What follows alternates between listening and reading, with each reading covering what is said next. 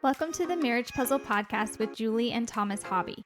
We are marriage coaches who help couples with pain points about money, intimacy, and communication go from being overwhelmed to being secure in their marriage. If this is your first time listening to us, thanks for checking out our podcast.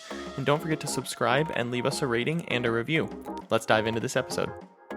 Hello, we're so excited to be back on the podcast because it's been a good minute. Yep. If it's your first time listening to us, Thomas and I have 4 kids, so we're busy with, we got one in karate, and basketball, and dance, and a little one. But we love jumping on here, and we've been still doing marriage coaching and even started premarital coaching, and so doing some sessions before somebody's, big day and then even continuing after. And one of those topics that we touch on specifically in premarital is finances. But we're like, this is something that we talk about all the time after even 17 years of marriage. So we wanted to bring some tips to you with this episode. Yeah, it's definitely a sweet spot for us, something we really enjoy working with couples on. It's something that I wouldn't say we're even perfect at yet. Yeah. Like, we still hit our own bumps in the road from time to time, which you may not arrive ever. Yeah, I don't think you do, and I don't think that discredits us as coaches or anything. I think it actually shows that we still work through those same things, and we're able, because that happens, we're able to coach other people through it. So we're gonna actually just try to give some practical ways here tonight to help you either start working with your spouse on your finances or to get better at it. So and this either starting or getting better at it could be, whether you're newlyweds, whether you've been married for years and years, maybe you've been married for years and you haven't started working together with your spouse on this, so you're still starting kind of at square one in this area of your relationship, or maybe it's just a pain point in your relationship. You guys are constantly having friction around this, and so we'll give you some ways to get better at it. It's never too late to start the conversation. It's easier.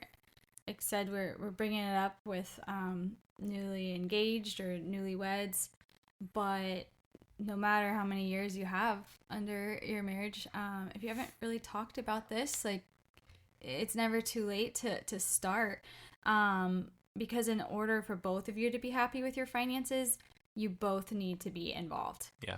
And that's the biggest takeaway from this, and so that's what we're going to talk about, because it hasn't always been that way for us, where, Thomas, as either the man, doesn't have to be the man, but you were the numbers person and you just handled all that, and it was fine until it wasn't. And It was like, hey, I might have some perspective or something, or want to be, included. And so that's what we found. I'll say it again. In order for both of you to be happy with your finances, you both need to be involved. Yeah. And involved is really the key word there. And that kind of takes us right into our first set of practical tips here is play to your strengths in your relationship. Each of you has strengths, especially around this topic, just in life in general, of course. But when it comes to this, typically there's, very distinct personalities in a marriage around finances. You're going to have typically one person who's the spender and one person who's the saver, or leans more one direction or the other. Yeah.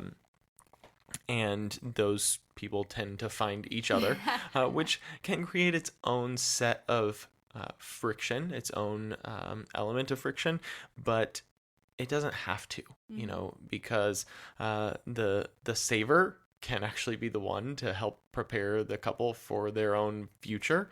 Right. But the spender is going to be the one that helps you have fun now.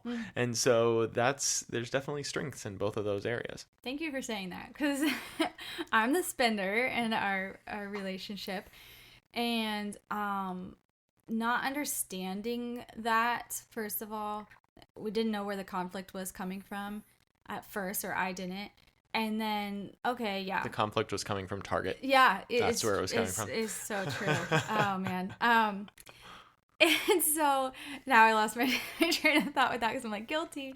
But then, yeah, I was actually going to say that then it brought a lot of guilt and shame. And I'm like, I don't know what to do with this. I like retail therapy, you know? It's like, and so learning that's like, no, it's okay. I can still be a tendency to spend, and your tendency is to save. And instead of seeing the conflict and the opposites, like you said, what are the strengths of that we can benefit each other and kind of balance each other out in that regard? Well, yeah, I mean, the I think you said it was bringing conflict and shame, but like it wasn't necessarily the shopping that was bringing that. It was the fact that we weren't working on it together. Yeah. We weren't both involved at that time. And so the talks were always after the fact of like me feeling like I was getting in trouble. What did you do? Kind of a situation. I'm like, but what?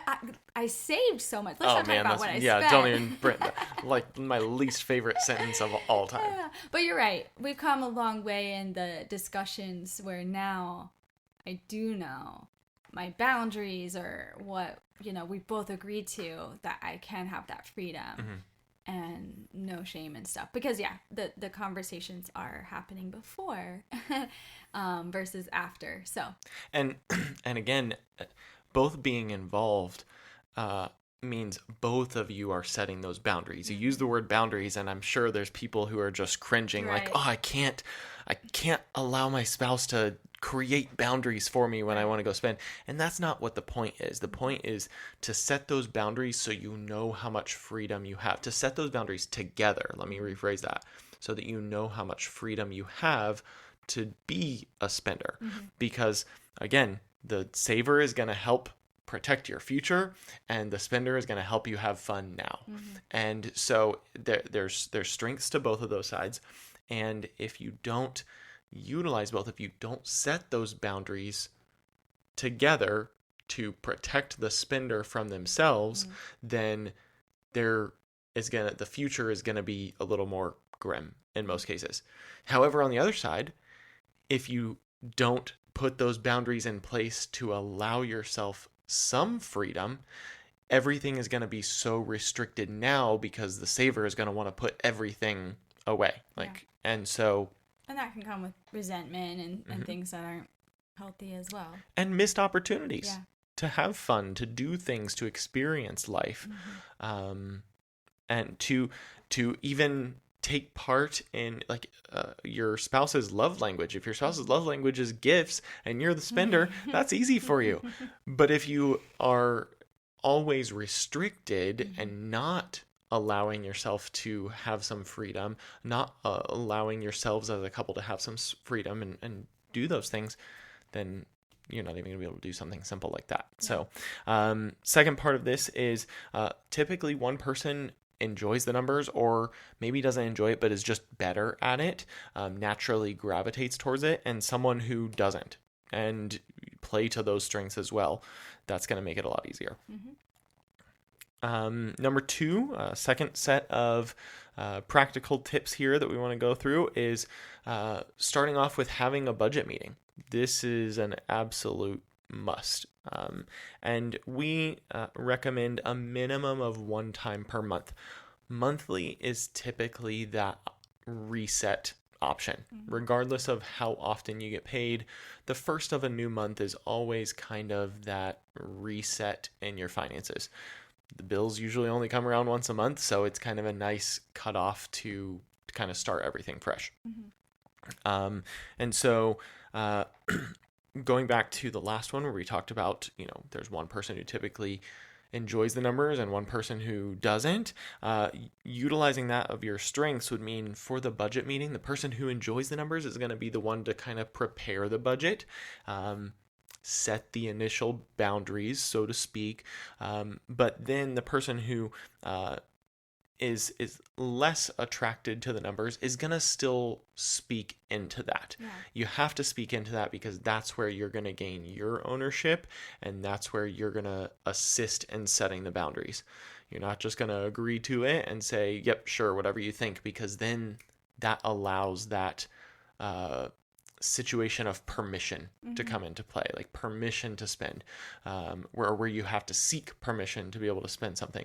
But if you speak into it at the top level in the budget meeting, you're going to naturally have that permission because you've spoken into it. You have the ownership of it. Yeah. Definitely plan ahead for this though. So the spouse who isn't in the numbers doesn't feel ambushed. Like if I had a long day and I just talked about 4 kids and like all this, and then Thomas comes at me and is like, oh, we're over budget this month, or like that, like, wait, what? But I'm like panic, but if it's you said once a month budget meeting, it should already be on the calendar then. And so that's prepared for it. The person's coming to that meeting prepared. The person who's just kind of showing up for the information, they are prepared mentally as well, or should be. And if this is something you're not yet doing, we definitely recommend that you set a time limit. So if it's once a month, it might be 30 minutes to start. And you're not going to solve everything. And that might be long. Yeah, I know. It might be, and you're definitely not going to solve everything in 30 minutes if this is the first time you've talked about money or budget or these, I hate to use the word boundaries again, but these agreed upon discussions.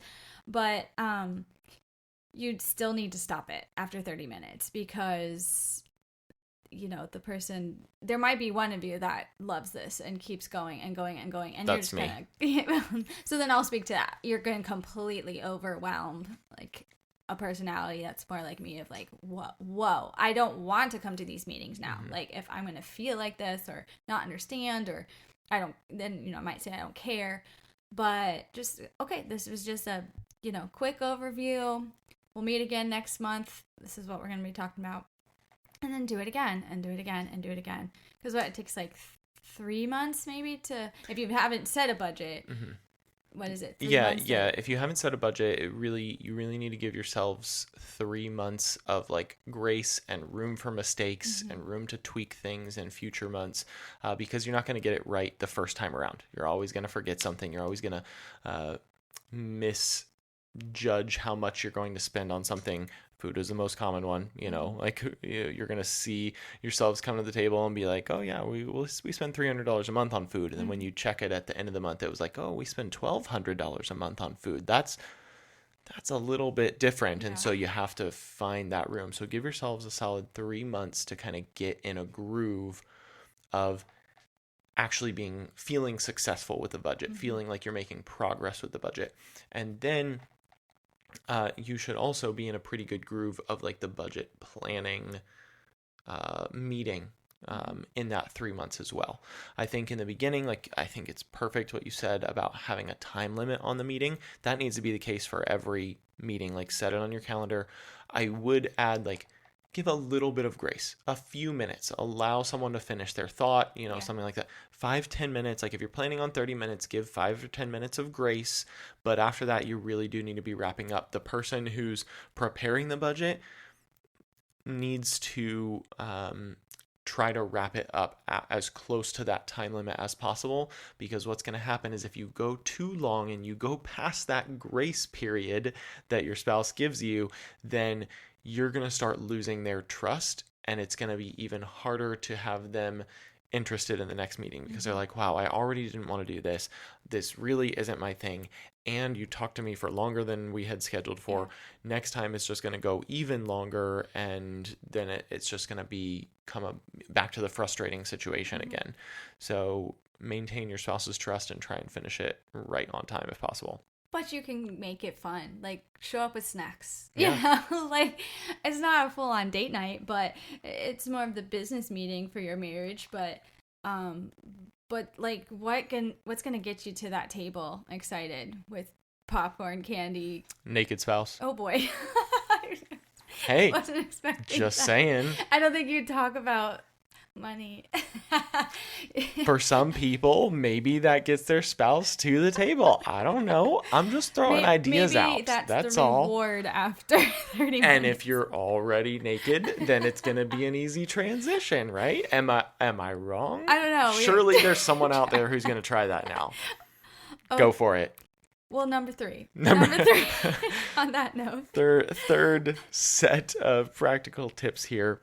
The first two, playing to your strengths and having a budget meeting, don't matter if you don't do this one. Those were all in vain if you don't do this one.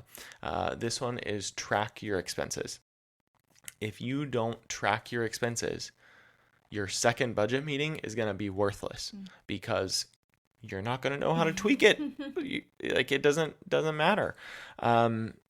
So the one who is more drawn to the numbers or who enjoys the numbers or however that fits in your relationship is probably going to be the one who's tracking the expenses. Maybe neither of you enjoys the numbers, but one of you is like more organized. That might be you that's tracking the expenses. Something like that. So figure out your strengths, figure out who's going to be better at this. And maybe it's both of you in some way. It's not that way in our relationship, and that's okay. But maybe in some aspect of your relationship, that's both of you. You just have to figure that out as you go, who's going to be better at keeping up with this. But yeah, the one who is more drawn to it is probably going to be the one who's tracking the expenses. And I would recommend tracking expenses every day or so it doesn't get piled up on you. But at a minimum of once a week. Like if you're just going to sit down for an hour once a week and track and figure out where everything went for that week, totally fine. Give your spouse those, it's okay to give them those touch points along the way without having a meeting. Don't ambush them, but it's okay to be like, hey, just so we're in the third week of the month. We've spent this much on food. So if your spouse is the one who does the grocery shopping, giving them that information as you go is okay, as long as you're not turning it into another meeting and ambushing them. So that's okay to provide them with information, but don't make it discouraging or make it like it's their fault or anything like that. But if you feel like you need to have more of a conversation around it, plan that extra conversation out too. And this isn't in our notes, but I did want to add kind of how we have our fun money, because we're really, really big on combining your finances. That's a whole nother maybe topic for another day if that's foreign to you. But when you become one in marriage, it's no longer Thomas's money and Julie's money, it's our money. But and we stand by that. But when you're saying tracking expenses and stuff, there was a time that I opened up that it can feel a little bit more controlling, or I lost the freedom and I am more that spender. So something we've put in the budget is Julie's fun money and Thomas's fun money, and it is then a little bit of a set monthly budget that then I can spend on whatever I see fit for fun. If coffee's not in the budget, then maybe that is my coffee splurge, or getting my nails done, or shopping, whatever is your definition of fun. But yeah, I just wanted to throw that tip in there if that is something that's oh, we do a budget and I don't love it and I don't have this freedom. Consider adding a set amount for each spouse. We kind of done that now for kids. Kids have needs, and then we have this kid wants budget line item that, okay, we didn't have to justify everything, so we can have some of that fun for each person in the family. So yeah, and tracking your expenses along the way is gonna allow you to have those smaller touch points. I mentioned that a minute ago, but there's gonna be transactions that come up that you just don't know about or don't know what they were. I guarantee you this hits every single person's budget that's listening to this. Amazon is going to be one that you see hit your bank account and it literally just says Amazon. And if your spouse is the one who typically orders the stuff, you're not going to know what a $13 purchase was from Amazon versus an $87 purchase from Amazon. And so you're going to have to, check in with them, find a system that works for you. If that means they screenshot it and text it to you or email it to you, so when you do the transactions each week, you've got the answer, great. That's fine. If you just want to look at it, then maybe that's a way for the two of you to come together each week and say, hey, can you tell me what this was? Can you tell me what this was? And not as like an interrogation, but just totally informative. That's absolutely fine. So figure out those systems for yourself where you can do that. But additionally, be aware that some transactions may need to be split into multiple categories in your budget. Going to, Target could be a great example. Maybe you bought clothes for the kids and you bought groceries in the same receipt. Yeah. You're going to have to manually split that out into your budget if you don't make two separate purchases for it. But you're going to have to manually split that out so that you can actually get it to the right spots on the budget. Otherwise, your budget's going to be skewed and you don't want that to happen. Cool. So have those touch points along the way, have a budget meeting, track your expenses, and play to your strengths. Awesome. Yeah, thanks for hanging out with us again. Hopefully this information is helpful to you and your spouse. When we launched the Marriage Puzzle podcast, we knew we were going to cover lots of topics. We read books or, just have ideas that pop in that we create content for, but our top 3 that we always come back to is going to be money, intimacy, and communication. So you can follow us if you're not already on social media at Marriage Puzzle, or even book a free discovery call with us where you can jump on a Zoom call. You can book that at marriagepuzzle.com, and we offer coaching in this area as well as lots of other topics for your marriage. So we'd love to talk with you, and join us next time. We'll see you later. Have a good one.